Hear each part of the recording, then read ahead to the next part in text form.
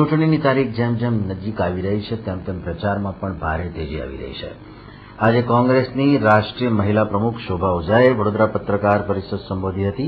30મી તારીખના રોજ મતદાન પૂર્વે રાજકીય ગરમીનો પારો વધ્યો છે।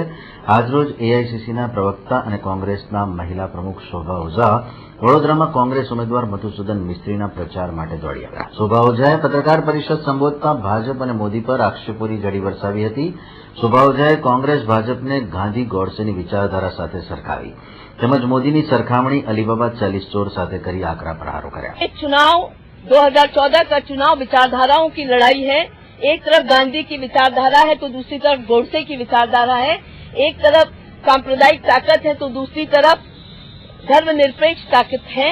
और ऐसे में जो पार्टी सबसे ज्यादा शोर मचा रही है इस बार सत्ता में आने के लिए एन केन प्रकार सत्ता में आना चाहती है, जिसने अपना प्राइम मिनिस्टरियल कैंडिडेट 8-10 महीने पहले घोषित कर दिया था, उस पार्टी का अगर मैनिफेस्टो की हम बात करें, उस पार्टी की घोषणा पत्र की हम बात करें तो उस पार्टी में इतनी फुर्सत नहीं थी कि वो घोषणा पत्र समय पे ला सके। जो अंतर कलह उनकी पार्टी में चल रहा था उसकी वजह से उनका घोषणा पत्र जो देश पहले पोल पे 5 तारीख को गया, 5 तारीख तक कोई घोषणा पत्र नहीं आया था। तो उस पार्टी की वचनबद्धता देखिए जनता के प्रति, या उनकी किस तरह से वो जनता को या मतदाता को लेते हैं कि उन्हें जरूरत नहीं समझी कि वो मतदाता को मैनिफेस्टो दे। चुनाव के पहले एक फेज 5 तारीख का हो चुका था, सेकेंड फेज वाले दिन उनका मैनिफेस्टो आया। और अगर आप उनका घोषणा पत्र उठा के देखें तो बहुत कुछ वो नकल है कांग्रेस के घोषणा पत्र की। और जैसे कहा जाता है कि नकल में भी अकल की जरूरत होती है, उनके मैनिफेस्टो में तारीख तक उनने वो डाल दी जिस तारीख को हमने अपना मैनिफेस्टो रिलीज किया था, वो तारीख तक बदलना भूल गए। आप लोग नेट पे जाके उनका मैनिफेस्टो, हमारा मैनिफेस्टो उठा के देख लीजिए, आपको समझ आ जाएगा उस बात का। तो ये वो पार्टी है जो बहुत ज्यादा ललायित है पावर में आने के लिए, पर इस देश के लिए क्या योजनाएं, युवकों के लिए क्या योजनाएं, महिलाओं के लिए, गरीबों के लिए क्या योजनाएं हैं, इस बारे में वो कतई भी साफ नहीं है। महिला सुरक्षा को लेकर इतना शोर मचाते हैं पर कहीं भी महिला सुरक्षा को लेकर उनका व्यू साफ नहीं है। तो ये वो पार्टी है। और अगर हम प्राइम मिनिस्टरियल कैंडिडेट की बात करें तो जो मोदी पूरे हिंदुस्तान में गला फाड़ फाड़ के चिल्ला रहे थे कि मैं इस देश को कांग्रेस मुक्त बना दूंगा, हम एक कांग्रेस मुक्त भारत चाहते हैं, उस मोदी ने इस देश को तो कांग्रेस मुक्त नहीं बना पाए पर इस देश को भारतीय जनता पार्टी मुक्त जरूर उस मोदी ने बना दिया। जिस मोदी का स्टाइल ऑफ वर्किंग गुजरात में ये रहा कि उन्होंने पार्टी के अंदर भी नेताओं को खत्म करा, पार्टी के बाहर भी नेताओं को खत्म करा।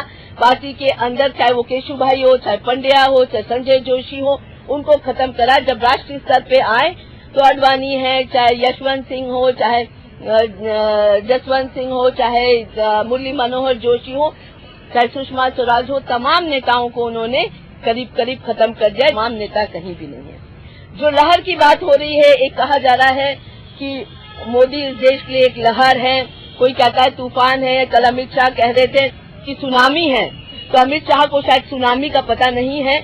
पढ़े लिखे कम है, समझते नहीं है, और जो भाषा जो दिमाग में चलता वही बोलते हैं, जो सोच है वही निकल के आती है जबान से। तो सुनामी उनको नहीं पता कि तबाही लेके आई थी। सुनामी जहाँ भी जाती है तबाही लेके आती। तो उन्होंने सच कहा कि मोदी सुनामी है, मोदी तबाही के अलावा कुछ नहीं ला सकते। ये बात बिल्कुल सही है। तो अमित शाह जो सोचते हैं, क्योंकि वो पॉजिटिव सोच ही नहीं सकते, नेगेटिव ही सोचते हैं, इसलिए नेगेटिव ही बोलते हैं। तो वो अमित शाह हो चाहे मोदी हो, सभी सुनामी है इस देश के लिए। या अलीबाबा और 40 चोर की पूरी टीम इस देश के लिए सुनामी है। चाहे वो आपके काला धन के लिए शोर मचाने वाले बाबा रामदेव हो, जो खुद खुल गए, पकड़ा गए काले धन के बारे में बात करते हुए। तो ये सब वो लोग हैं जो इस देश के लिए वाकई सुनामी है। ये देश का भला या इस देश के लिए ये लोग कुछ नहीं कर सकते। एक लहर की बात कह रहे थे, तो वहां तो कोई लहर नहीं है। और गुजरात में मुझसे ज्यादा आप लोग जानते हैं कहाँ है लहर, क्या है लहर। इस गुजरात में जब मोदी की मजबूरी हो कि 11 कांग्रेस के लोगों को तोड़ के लड़ाना पड़े, तो कितना खोखलापन है, कितना क्या इनके पास भारतीय जनता पार्टी के कार्यकर्ता है नहीं, नेता है नहीं। कि इनकी क्या मजबूरी है आखिर कि 11 कांग्रेस के लोगों को इनको 26 में से 11 कांग्रेस के लोगों को लड़ाना पड़ रहा है।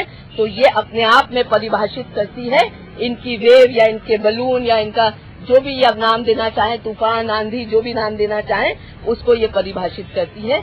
तो जब गुजरात में ये हाल है तो आप सोच सकते हो कि बाहर क्या हाल होगा।